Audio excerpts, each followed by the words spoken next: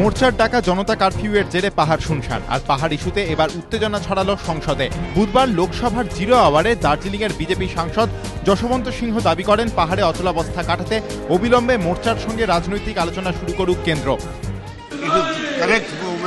For the union government to take an initiative and to resume political dialogue.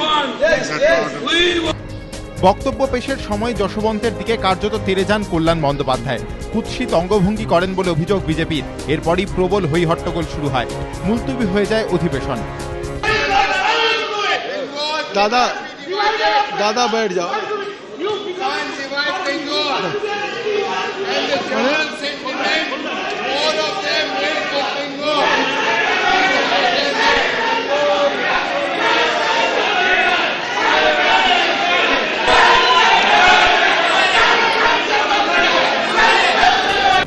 অধিবেশন শুরু হলে তৃণমূল সাংসদকে ক্ষমা চাইতে হবে বলে দাবি জানান লোকসভার বিরোধী দলনেত্রী সুষমা স্বরাজ। দুঃখ প্রকাশ করেও কল্যাণের দাবি তারই অবস্থানে সায় রয়েছে দলের শীর্ষ নেতৃত্বের।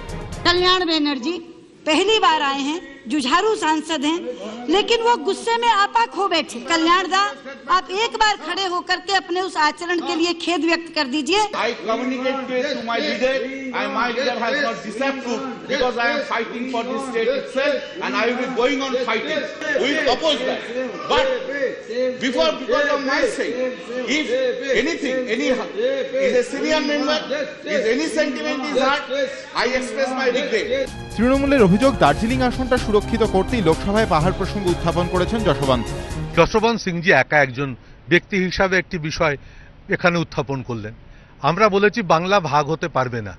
যখন আবার পরিস্থিতি স্বাভাবিকতার দিকে এগোচ্ছে, ঠিক সেই সময়তেই এই বিষয়টি আবার লোকসভার মধ্যে উত্থাপন করে যশবন্ত সিংজি নিজের লোকসভার আসন বাঁচানোর চেষ্টা করছেন।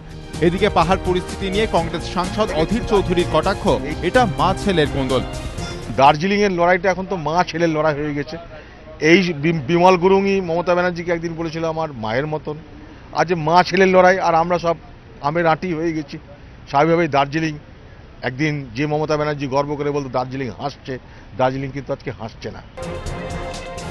একদিকে গোর্খাল্যান্ডের দাবিতে পাহাড়ে মোর্চার আন্দোলন, অন্যদিকে রাজ্য সরকারের কড়া মনোভাব। পাহাড় ইস্যুতে উত্তপ্ত হলো সংসদও, কিন্তু সমাধান সূত্র মিলবে কিভাবে, সেদিকেই এখন সবার নজর। বিজেন্দ্র সিংহ, এবিপি আনন্দ, নয়াদিল্লি।